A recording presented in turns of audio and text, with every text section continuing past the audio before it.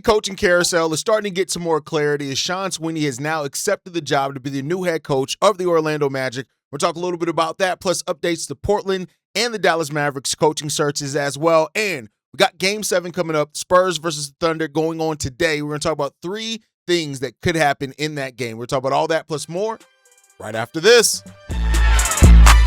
Welcome to the number one place for your daily basketball news and analysis, NBA Central.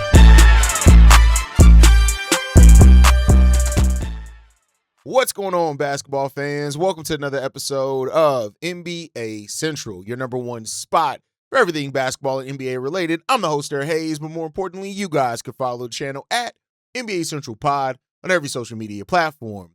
With that said, make sure you guys hit that subscribe button. Trying to get to 10,000 subscribers on the channel. We can only get to that with your guys' help. About 60% of you guys are not subscribed to the channel. They're watching every single day. We're dropping some fire content. In exchange for you subscribing, I'll be dropping some of the best daily NBA content around. With that said, let's go ahead and get into it. Well, the NBA coaching carousel got a little bit of extra clarity yesterday, or some clarity, after Sean Sweeney was hired by the Orlando Magic to be their next head coach. Now, Sean Sweeney's deep in the Western Conference Finals is his team. You know, he's the associate head coach with the San Antonio Spurs. You know, they are in Game 7 tonight, but we now know what his next destination is going to be after whenever the Spurs season ends. It's going to be with the Orlando Magic. Now, the Magic hire a first-time head coach that is more defensive-minded, and this has raised some questions from a lot of basketball fans because the Orlando Magic defense hasn't really been their problem. It's been offense. But I also think Sean Sweeney's somebody who, when you look at how he's been talked about with his team now with the Spurs, he has a little bit more offensive responsibility than I think people are giving him credit for. It's just that his sensibilities and his speciality leans defense. But let's talk about this, right? Was this a good hire by the Orlando Magic? For anyone new to the show, we talk about both sides of every argument. Just helps keeps me honest. So, let's talk about the first side, that this is a smart hire. Sean Sweeney is a young, dynamic, strong assistant coach who has very good experience working with some of the really good coaches around the league. He had spent some time with the Dallas Mavericks under Jason Kidd. He's worked with other coaches before. Now, yes, this is a first-time head coach, but I think that he can grow with this young roster as well. And I think that, one thing that Sean Sweeney has done a really good job at is development. And so this is still, I know the Orlando Magic are more advanced in some of the teams with their coaching search as far as their rosters that have open coaching spots. But, this is still a team where you're still going to need to develop. You had Anthony Black really break out last year as well, right? So a fresh voice is needed. I think even when you look at kind of like Mike Brown taking over for Tom Thibodeau, it's not like Mike Brown is the best X's and O's offensive coach, and even some rumors say that he's using the same playbook as Tom Thibodeau, but look how much they were able to change with just a change of voice, right? So I think that's the side when you look at how this could work out for the Spurs. That's how you look. I mean, for the Magic, that's what you're looking at. As far as if this is a risk or a gamble, I mean, listen, they did consider more experienced names. We heard guys like Billy Donovan were guys that were high on their list, stuff like that. And, that doesn't always mean that because of an experienced candidate that is going to be the best for you. But they're entering a stage as well where the expectations are naturally going to rise, which means that there's going to be quite a bit of pressure on a first-time head coach to really get this Orlando Magic team over the hump. And can he do that? I think that he has the potential to, for sure, but there's that.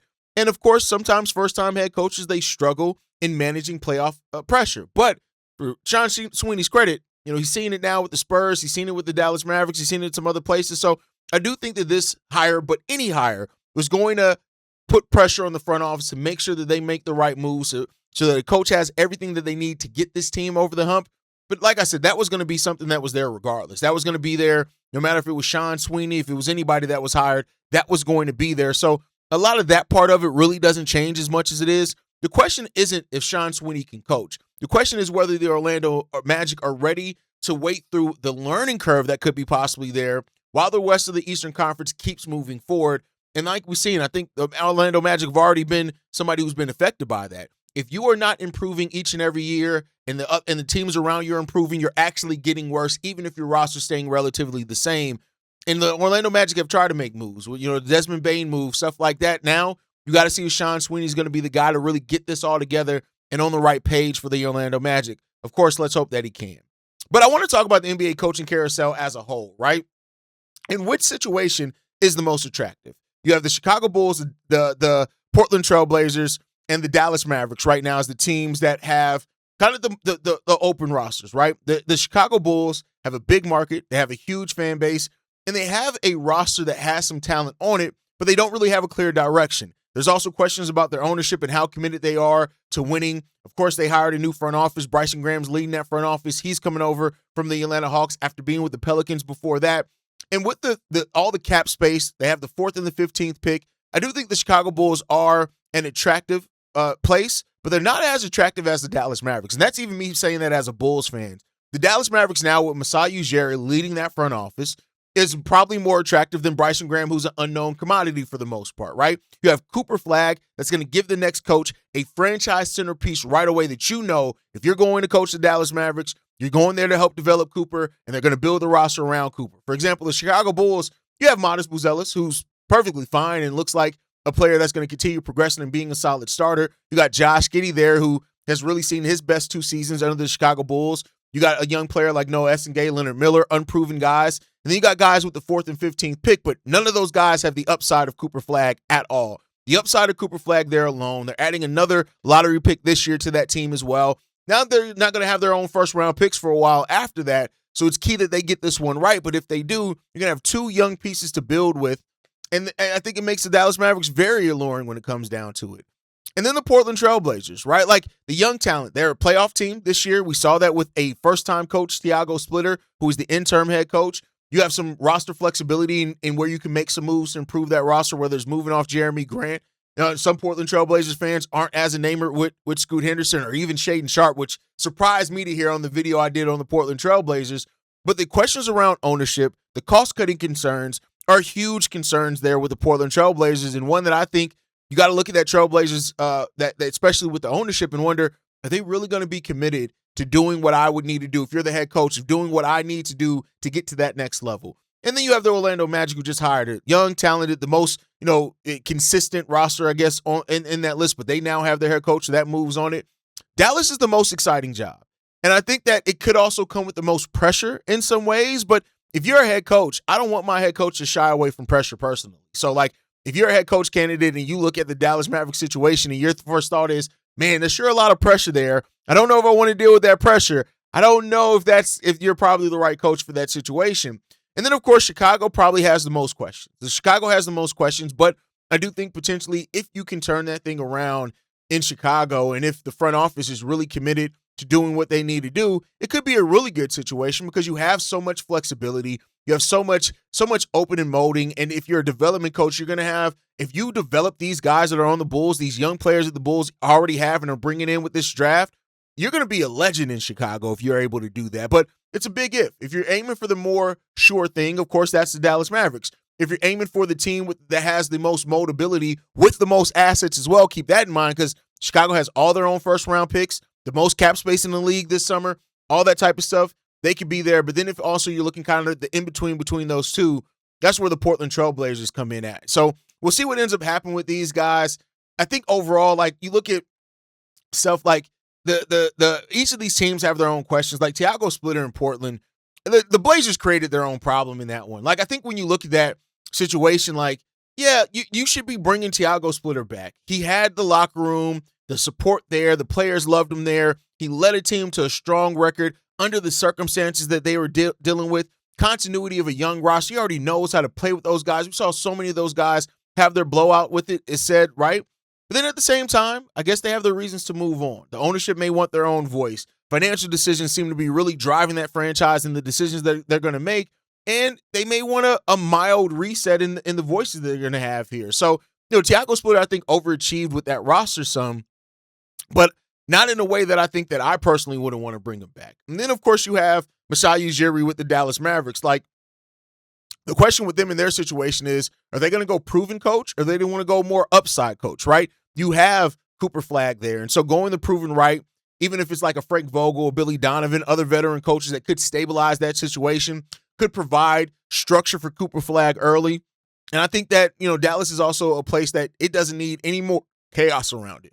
But at the same time, if you go the upside coach route for them, the Micah Norries, the Jared Dudley, who we heard before, right? It's a young coach that could potentially grow with Cooper Flagg, and you could build something fresh instead of recycling some of the same names that we've heard in all these coaching searches for years, right?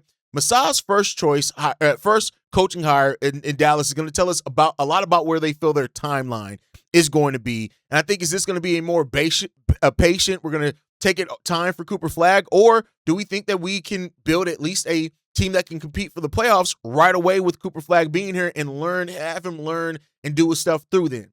That's what the question comes down for, and I guess we shall see. But that's it for Around the League. I want to do something that I don't do a lot on this channel, and that's preview, right? I want to talk about this Game 7 a little bit with the Oklahoma City Thunder and the San Antonio Spurs. This is a big, big moment, right? Because this, in a lot of ways, is Wemby at this age. If he's able to get to the NBA Finals and overcome a team like the OKC Thunder to get that done, it does a lot for him, right? So the question here is, what's going to happen here? So I want to talk about both sides of this. Why San Antonio can win tonight. Wemby is a superstar. And these are the type of series and the type of situations you want to see your superstar be a superstar. So you want to see a grand performance from Victor Wembanyama in this series, right? But the question comes down to it as well, is that especially the Spurs try to implore what they did in Game 5 a little bit more with getting Wemby out of the game. Your supporting cast has to be there, right? And I think the Spurs support their guard play is something that's definitely going to be able to attack the OKC Thunder in this one, right? And San Antonio has already proven that they can win on the road under some tough pressure situations. You look at the 4 wins they had against the Oklahoma City Thunder in the regular season, and while regular season basketball is different than playoff basketball, it should give you a lot of confidence coming in here that you can handle it, right? The defense is what's going to be the thing that can really turn this game, especially if Wemby controls the paint. We know that this is a Thunder team that, shooting is still one of their biggest Achilles heels. They're just not a consistent shooting team. And if Wemby and the Spurs defense can help force them into a bad shooting night, then, anything's possible with that one, right? But you also need to have a good shooting night yourself.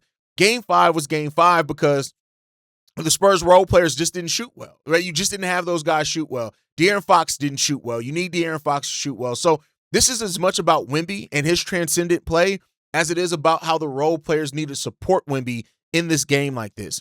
But make no mistake about it, the Thunder are still going to be favored in this game, and they should. It's home court advantage for the defending NBA champions. You have Shai Gilgeous-Alexander, who's won his second MVP and could be one of the few players in the league to repeat as MVPs, repeat as champions, and repeat as finals MVP, right? OKC has the championship experience in this one, and I do think Game 7 pressure typically favors the team that has been tested the most, right?